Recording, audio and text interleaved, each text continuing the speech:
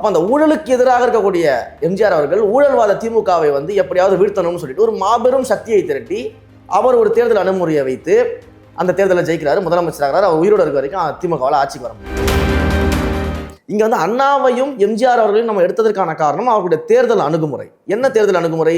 அண்ணா அவர்கள் தன்னுடைய முதல் வெற்றியை திமுகவை ஆரம்பிக்கும் போது எதற்காக ஆரம்பித்தார் அப்படின்னா, நாடு முழுவதும் காங்கிரஸ் என்ற ஒரு கட்சி மிகப்பெரிய அளவில் வலிமை வாய்ந்த கட்சியாக இருக்கிறது, ஒரு அதிகாரமிக்க கட்சியாக இருக்கக்கூடியது, எல்லா இடங்களிலும் அதிகாரம் படைத்த கட்சியாக இருக்கிறது, மாநில சுயாட்சியை நசுக்கக்கூடிய வகையில் செயல்படுறதாக இருந்துச்சு, மாநில உரிமைகளை பறிக்கக்கூடிய இடத்துல இருந்துச்சு, இந்தியை திணிக்கக்கூடிய தமிழ் மொழி அளிக்கக்கூடிய இடத்துல அந்த வேலைகள் செய்யும் பொழுது அதை மீட்டெடுப்பதற்கு, மாநில சுயாட்சியை மீட்டெடுப்பதற்கு ஒரு மக்களாட்சியை நிறுவனம் அப்படின்னு சொல்லிட்டு அண்ணாதுரை அவர்கள் என்ன பண்றாருன்னா திமுகவை நிறுவுறாரு, ஆட்சிக்கு வராரு, அந்த மக்களாட்சியை நிறுவுறாரு.